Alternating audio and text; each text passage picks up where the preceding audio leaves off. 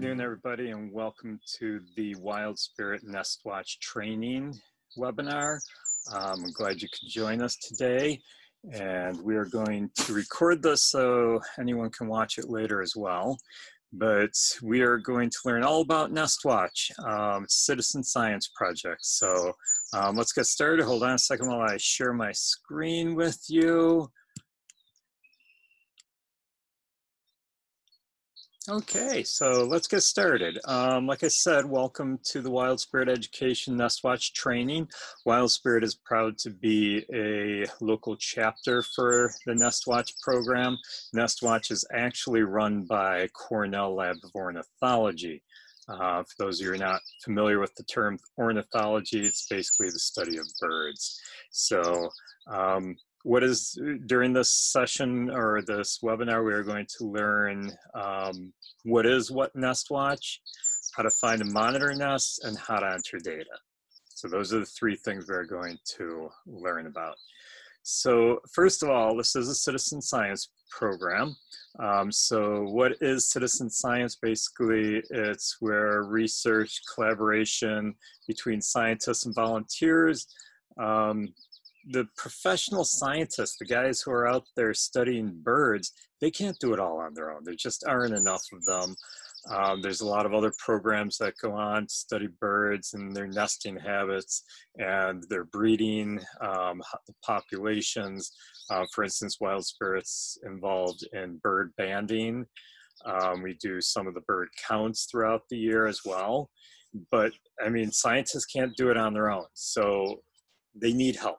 And that's where everyday people like you and I who love nature, we can help them.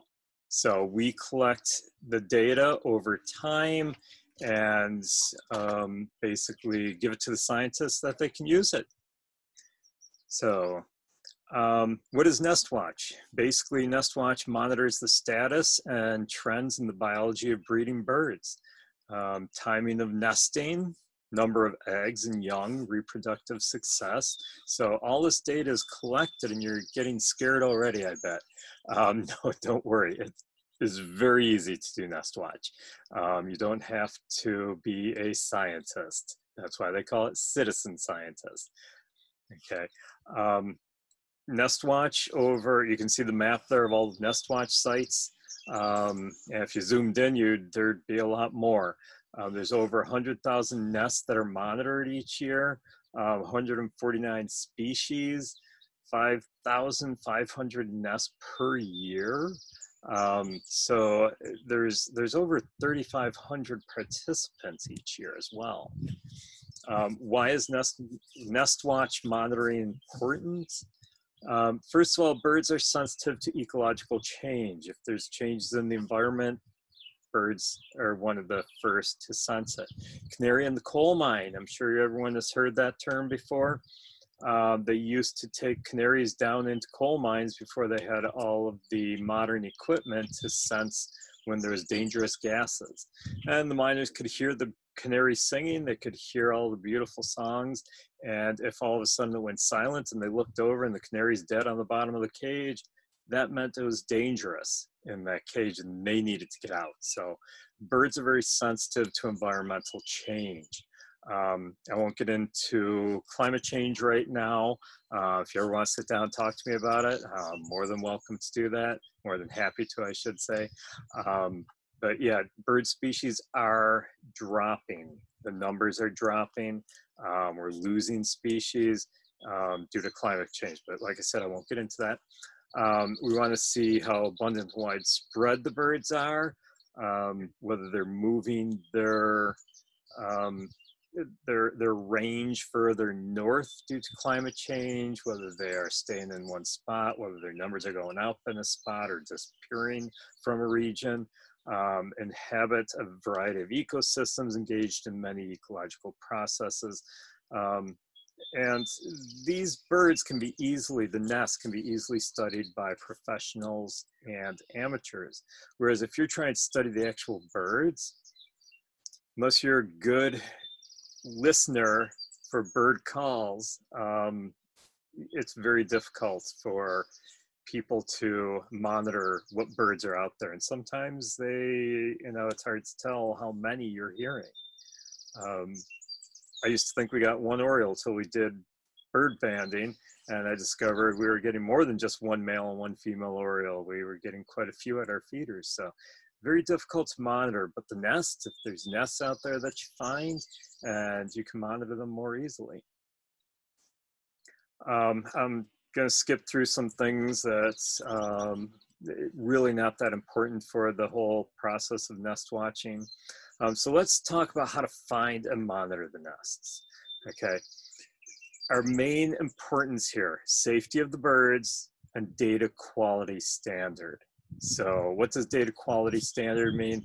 Basically, we want to make sure you know what nests, what birds you are monitoring. If you say it's a house sparrow that nest that I found and it turns out to be a chickadee nest, it's going to throw off the data that the scientists are using. So there is a training program. You have to be certified to do Nestwatch. Once again, you're ready to shut down this webinar and run for the hills. No, don't worry. It's 10 questions.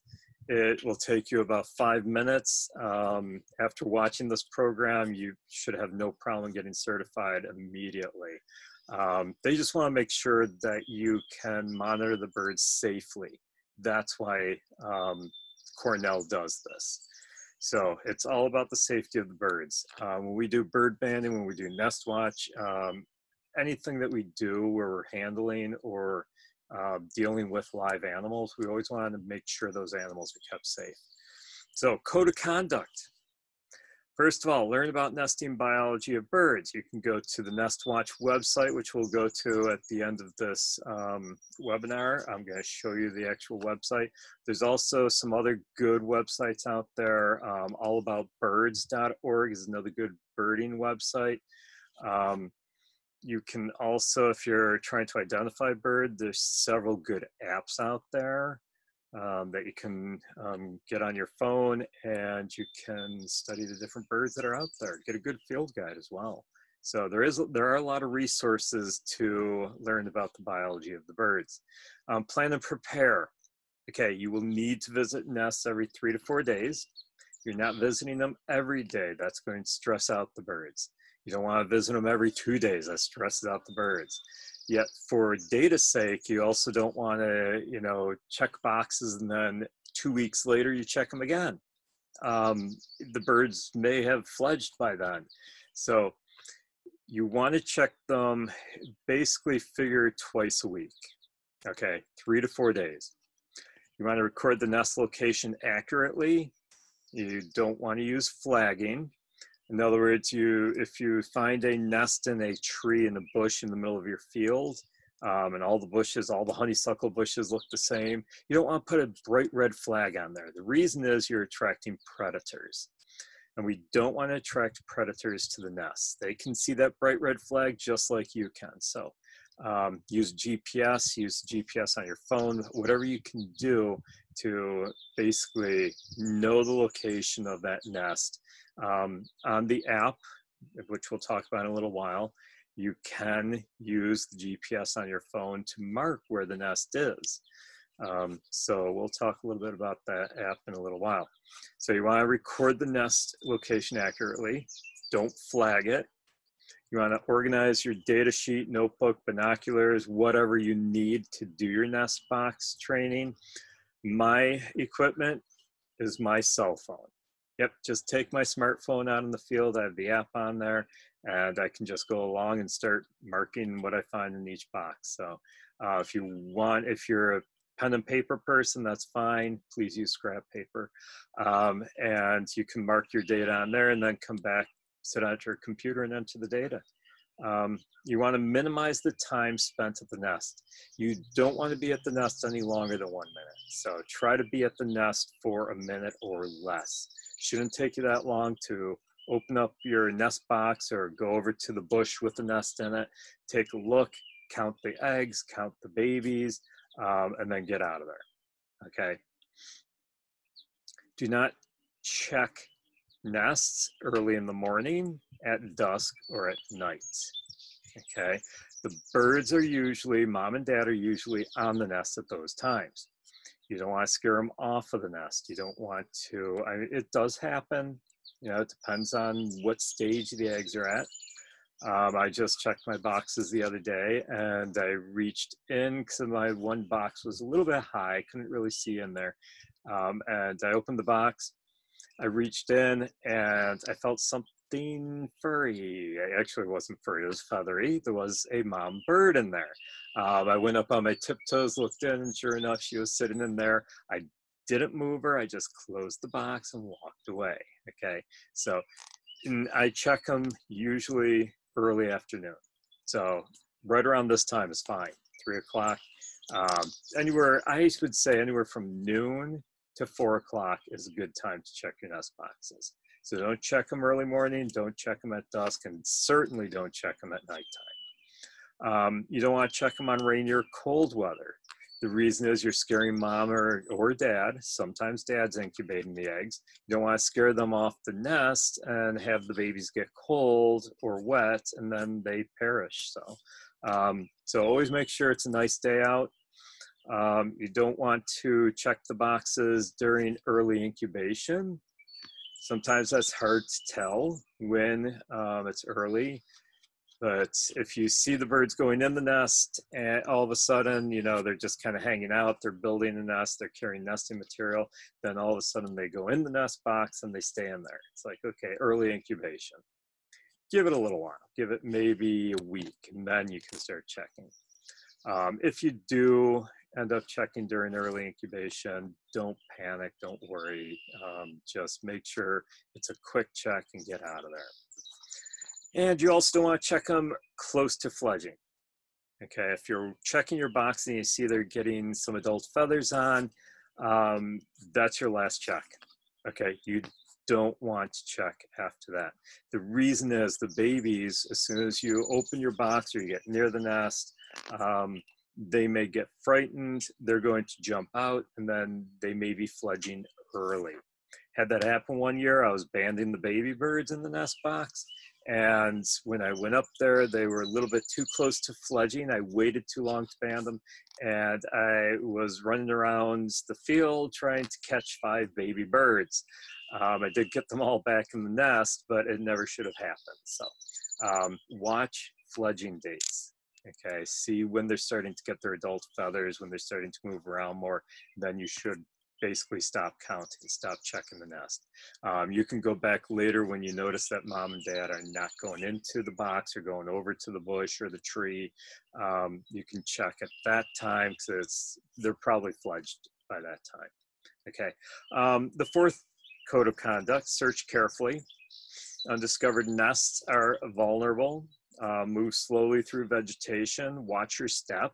There are some ground nesters in our area. We have bobolinks in our field here at Wild Spirit, and they're a ground nester. So I'm always careful to stay or to watch the ground to make sure I stay away from any nests that I see near the ground. So yeah, just be careful when you're searching for nest boxes or nests, sorry. Number 5, be wary of nest predators. Okay, they're smart enough to watch you. Okay, if present, check another time. So if you see that there's a squirrel hanging around watching you, don't do your nest check then. The squirrel could see that, oh, there's eggs in there, and they're going to raid the nest and they could kill the baby birds, eat the eggs. So any predators, and that could include house sparrows, nasty birds. I have a bluebird box on my property. There were 4 eggs to start with. I checked the next time and one of the eggs had a hole in it. Checked again later in the week, another one had a hole in it. Now I'm down to 2 bluebird eggs. Not sure what's getting at them, but we do have some house sparrows here on the property. So yeah, just be wary of nest predators. When you are approaching a nest, always approach it from a different angle, a different way. Never use the same path over and over again. The reason is the birds or the predators will catch your scent. You're also beating down the ground, making it easier for them to know where the nest is. So always approach your nests from a different direction each time and leave from a different direction. Okay, that confuses any predators. Number 6, minimize disturbance at the nest site. Okay, avoid startling the adults if possible. Like I said, I ran into an adult in the box the other day and I just closed the box right away and walked away. When I get a lot of tree swallows nesting in my boxes, and they'll usually dive bomb me while I am checking boxes, so I try to be quick and get out of there. If possible, wait for the adult to leave before approaching. Gently tap the nest box before opening. So when I go up to a nest box, it's a quick tap on the side. Most of the time, if there is an adult in there, that will scare them away. It'll scare them off of the box. Also, you never force a bird off of a nest. Like I said, leave them there, walk away. You can check them another time. Don't assume the number on there and say, oh yeah, well, there were 4 eggs last time, so there's 4 eggs now, even though I can't see it. There is a little checkbox for cannot count. So if you don't have the opportunity to count because there was a mother on the nest or some other reason, just mark that box. Keep your visits short. Like I said, under a minute. So 1 minute or less, that's the way you have to do it. It is illegal for you to handle or disturb the nest or to touch the babies. They are protected under the Migratory Bird Act. So don't be taking the babies out to show your kids, to show your friends. If you want to take a picture, that's fine, just you're not supposed to handle the birds. The old wives' tale, if you touch the baby bird, it's going to ignore its babies. It's going to abandon them. Not true, okay? Most birds have a very poor sense of smell. They can't sense you on the, they can't smell your scent on the babies, is what I'm trying to say. So don't touch the babies, leave everyone alone. It's illegal, it's not safe for the birds. So quick visits. Here's number 7, do not touch birds or eggs. They're easily harmed. And like I said, it's against the law. Okay. Yes, I did mention earlier, I do bird ban the babies, but I have a special license for bird banning, and that allows me to touch the birds, not to move them, not to do anything with them other than ban them. And I put them right back to the nest. So, number 8, don't leave a dead end trail. In other words, don't walk up to the nest and back out the same way. Walk up to the nest and leave, just like the diagram here shows. So you want to leave from a different direction. I think I talked enough about that earlier. Number 9, in the Code of Conduct, respect private land. If there's a nest you find on your neighbor's property, please get their permission before you go on their property. Okay, you don't have special rights just because you're checking nest boxes, checking nests. No, it doesn't give you the right to trespass, okay? Treat these people with the utmost respect. Get them involved. That's my opinion. You have a nest on your neighbor's property that you know of, get them involved in Nestwatch. If they're not interested, ask their permission. Well, do you mind if I check the nest? Maybe we can do it together.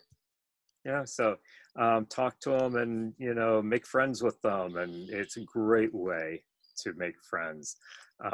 Number 10, understand the Migratory Bird Treaty Act. It is illegal to take, possess, import, export, transport, sell, purchase, barter, or offer for sale any migratory bird or the parts, nests, or eggs of such a bird except under the terms of a valid permit issued by federal and in some cases state agencies. Whew. Yes, I do have a federal permit for banning birds. It's the only reason I can touch the birds. But otherwise, you cannot do it. Don't keep that baby bird as a pet because it's so cute, okay? You're trying to help nature by monitoring the nests. Okay, so first thing you want to do is you get certified. 10 questions, real easy. if you don't remember the code of conduct, on the website is the code of conduct. You can go over it again. You go through, you answer the questions. You need to get 100 on the test or you cannot be certified. So if you fail the first time, which you shouldn't from watching this video, and maybe you want to redo the code of conduct, but you should pass the first time. If not, hey, guess what? You get to take it again. So not a big deal. So where are the nests? Whoa, look at that field. They could be anywhere. I'd go search the trees, and I'd go, well, actually, nests could be anywhere. They could be in the trees. They could be ground nests. They could be in the fields. They could be near the water. So nests can be anywhere. So how are we going to find these nests out there? I'll guarantee there's more nests on my property than I know of. I do have 23 nest boxes on my property. Actually, I think there's more than 23. Counting them right now, 26 nest boxes. I have 26 nest boxes on my property, but I have at least 3 other nests that I have found. 2 of them robins. Actually, all 3 of them are robin nests that I have found from watching the birds. Okay. Okay, we won't get into a lot of these. If you want to know where you can find nests, I mean, these are in nest boxes, bluebirds, chickadees. Basically, you want to research the type of birds, okay, where they normally put their nests. But it's not that important because you can actually just watch the birds. I watch the bird behavior all the time, and that'll tell me where the birds are nesting. I was walking up my driveway the other day, and I was suddenly saw a robin go flying out from my sugar shanty.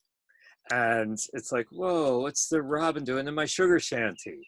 I know they had a nest in there a few years ago and they didn't use it last year. So because it would get damaged from the location of it over my boiler for making maple syrup, I moved the nest. I didn't destroy it, I just moved the nest, and they still didn't use it. And so I did eventually just take it and I put it out in the bush somewhere. Well, lo and behold, I went into my sugar shanty this spring when I saw the bird fly out, and up on top of my wood pile, I saw a nest. I reached up and felt in the nest, and sure enough, there were eggs in there. So I pulled one of the eggs out just to see what type it was, and sure enough, it was a robin's egg. So I found a nest by accident. Right near my house in a bush, we noticed, funny story, I'll try to keep it quick. We noticed a chipmunk would run from our bird feeders, underneath our bird feeders, and he would go darting across the lawn, and he'd go running into the bush next to our house, and all of a sudden he'd go running out and he'd be attacked by a robin. And this was going on for days, where this poor chipmunk was just being totally attacked. I mean, you would see the chipmunk go flying up in the air. That's how aggressive the robin was getting. It's like, okay, there's something going on here in that bush. And so we walked over to the bush, and sure enough, as soon as I got close, the robin came flying out of the bush. There was a nest in there. So just watch the bird's behavior and you will find nests that way. Basically, March through August in our areas when birds are nesting. Okay, you can start with nest boxes and then start watching the birds. Watch their behavior, patience. Okay, that's the key.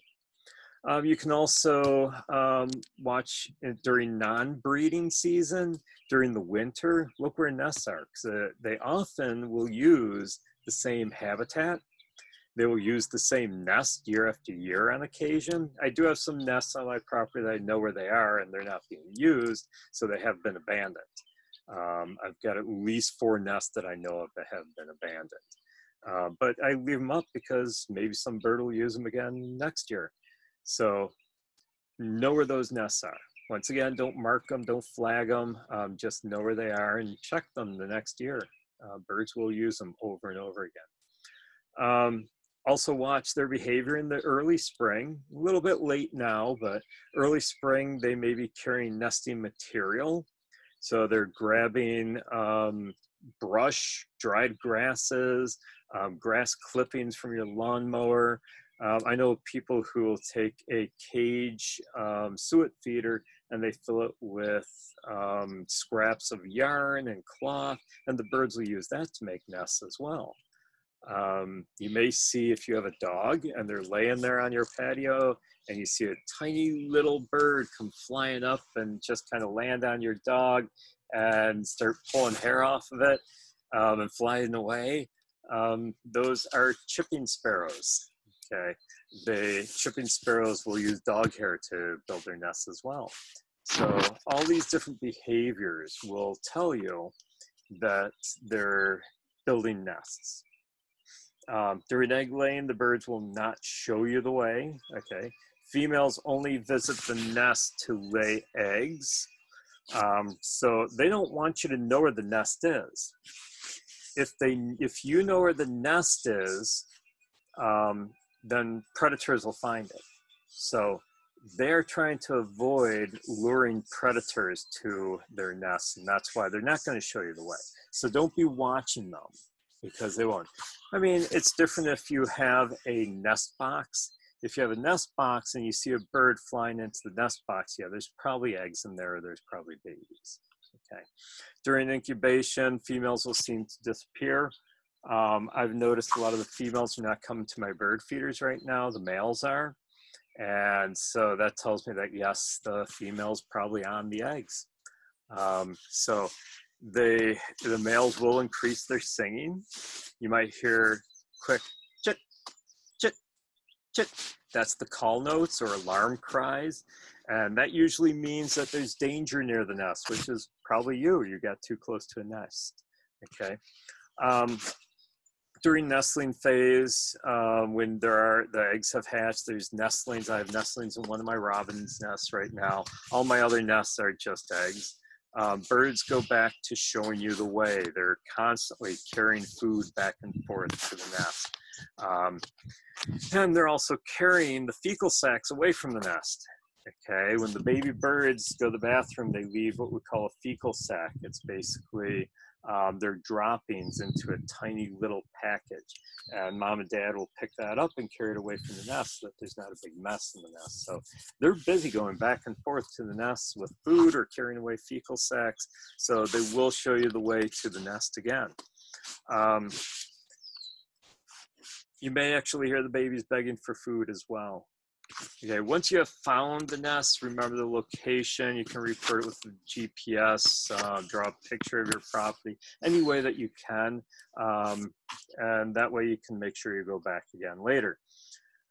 Now, make sure you add new nest sites to your records. Visit nests every 3 to 4 days. Visit nests one last time. Record observations online. Record nest summary information. So basically, you're going to record your data either on the app or on your computer. And you'll record it after each nest visit. When they're getting close to fledging, okay, leave them alone. Go back later after it seems like the parents are no longer around. Check one last time, make sure that they are gone, see if there's any dead babies in the nest, anyone left behind, any unhatched eggs, and you can record all of that, and then you're done. You close out that record for the year for that nest. Okay. If you forget, don't worry too much about it. I have gone back the next year and started my Nestwatch for the following year. And it's like, oh, I forgot to close that out last year. And I close it out this year. And then I start a new attempt if there is another baby in there or new eggs. Now, this is just an example of what you might find of the different day cycles. So you can see at day 15, I want to point out.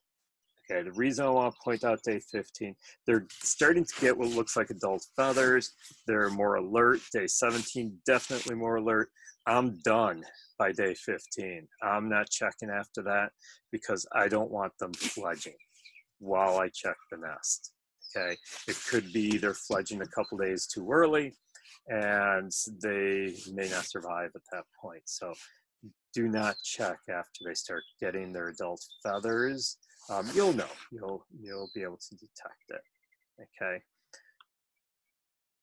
Now, once you have all your information, you can do this after every attempt. I do it while I'm doing it with the app, but you can, save the data on a piece of paper and go back later and then enter it.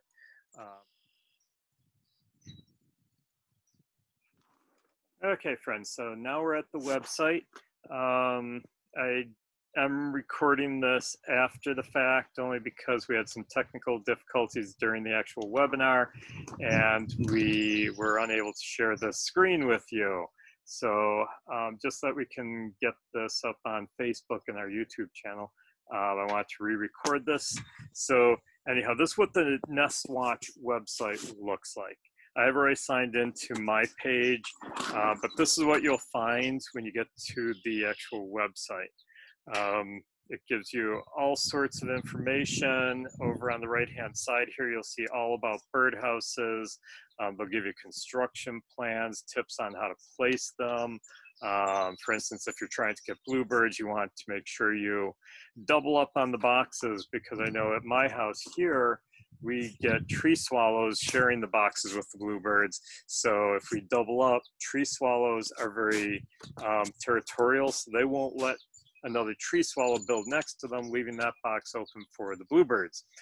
Bluebirds and tree swallows don't mind sharing the neighborhood. They don't mind being next to each other. Nest and egg ID, if you're unsure.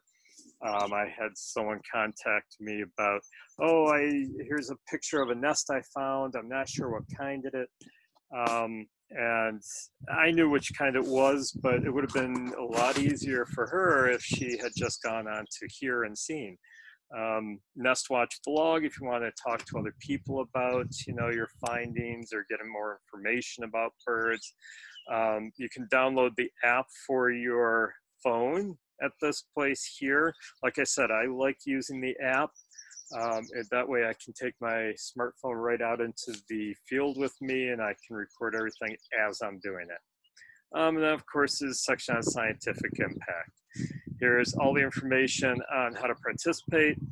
You click on the Let's Start Monitoring Nests and it's going to take you to the quiz that I told you need to take. It's only 10 questions, won't take long at all. And then there's some Nestwatch news. You can sign up for their newsletter as well, or the Cornell Lab of Ornithology newsletter. There's different birds here, and you can click on whatever nest you want. I'm going to go to my data. Okay, so when I click on my data here, and yes, my internet is slow, so you'll have to excuse it. Okay, and apparently I don't have any data. There we go. Okay, so this is my data here, and you'll see my nests boxes are spread out quite a bit, only because this one over here is an eagle nest that I was monitoring for a little while. I'm not doing that right now. I am monitoring mostly on my own property. So if I zoom in here, okay, this is my property and these are the nests that I monitor on my property. Now, these nests, you can see, there comes the map, the Google map. Okay, so I have a couple right next to my house. I had one, this is no longer there. That nest wasn't used anymore, but there was one down by my pond. These are all my paired bluebird boxes going all the way back to the back of my property. Here's some more paired bluebird boxes. And most of these other ones are nests that I found in the woods or in a bush in the field, or for instance, this is in my sugar shanty right there. When you click on that, it'll tell you what bird you have found in this year.